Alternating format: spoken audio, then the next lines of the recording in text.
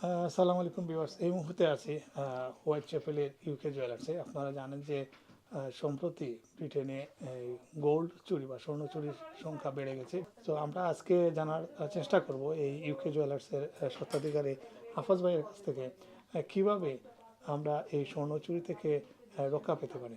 So হাফাজ ভাই, আপনি যদি বলেন যে আপনি তো নিজেও জানেন যে চুরির সংখ্যাটা আগের চেয়ে অনেক বেড়ে গেছে, যে বাড়ার কারণটা কি? চুরি বাড়ার কারণটা হলো গোল্ডের প্রাইসটা এত আপ হয়েছে, যেটাতে মনে করেন চোররা তাদের জন্য less less hassle and more income. তারা একটা ইনকাম মনে করে, আমরা তো চুরি মনে করি তাদের জন্য। আর আমাদের বাঙালিরা বা অথবা এশিয়ানরা যা গোল্ড গড়ে রাখে, it is not wise to keep all this gold in the house.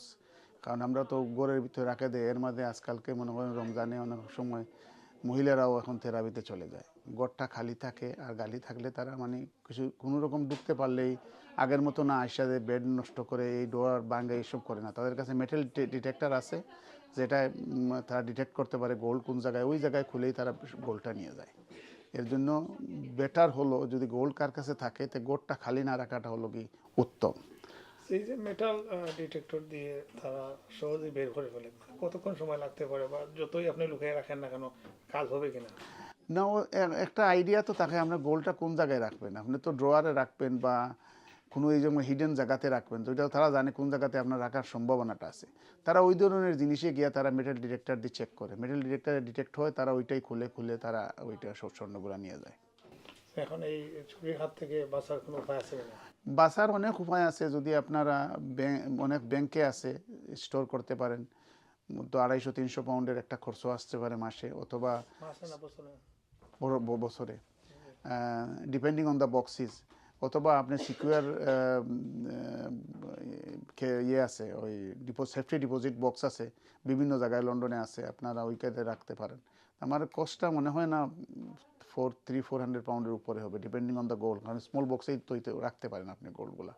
এত গোল্ডগুলো তো আপনি বক্স দিয়ে রাখার দরকার নাই, আপনি একটা ছোটো বক্সে রাখা বক্সে হায়ার করে নিলেন, এইটা হলো উত্তম।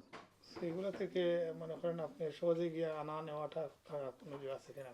আসলে তারা টাইম টেবিল আছে, ওই টাইম টেবিলের ভিতরে আপনি গেলে আপনার মানে ওইটা চাবি থাকে আপনার কাছে, তাদেরকে বলবেন, তারা আপনাকে এন্ট্রি করবে। ওই যে সে তাদের ভেরিফাই করবে আপনি জেনুইন মানুষ না। ওইটা ভেরিফাই করার পরে আপনি যে কোনো সময় মানে ওই টাইমের ভিতরে যে কোনো সময় গিয়ে আনতে পারবেন। এখানে কোনো ইন্স্যুরেন্স পলিসি আছে কিনা, যে যদি তাদের এখানে ডিস্ট্রয় হয়, আগুন লাগে, বিভিন্ন? তাদের এখানে যতগুলো থাকবে আপনি ওই ডিক্লেয়ার থাকবে ওইগুলো ইনশোর্ড আছে। তারা এর দিনে তো সেফটি ডিপোজিট বক্স তারা নিজে নিজের ইনশোর করে রাখছে তারা। সেটা নিয়ারেস্ট প্রত্যেকেই মনে করে, একজন লন্ডন, বার্মিংহাম, এই ধরনের বিভিন্ন জায়গায় এই ধরনের সেফ আছে কিনা? সেফটি ডিপোজিট মানে সব জায়গায় আছে। অথবা অনেক ব্যাংকে, এখন যেমন মেট্রো ব্যাংকে আছে, হালিফ্যাক্সে আছে, লয়েডসে আছে, আগে বার্কলেসে আসিল, এখন জানি বার্কলেসে নাই। তো বিভিন্ন জায়গাতে যে ব্যাংকের ভিতরে স্পেস আছে তারা ওই রকম গোল্ড বা লকার সিস্টেম আছে, তারা রাখতে পারে। সব ব্যাংকে পারে না, কারণ সব ব্যাংকের কাছে তো এত স্পেস নাই। কিন্তু এমনি স্পেশালিস্ট প্লেস আছে যারা সেফটি ডিপোজিট বক্সে আপনি গিয়ে রাখতে পারেন। ওইটা অ্যাভেলেবল আছে, আপনি খুঁজলে পাবেন, ইন্টারনেটে খুঁজলে পাবেন।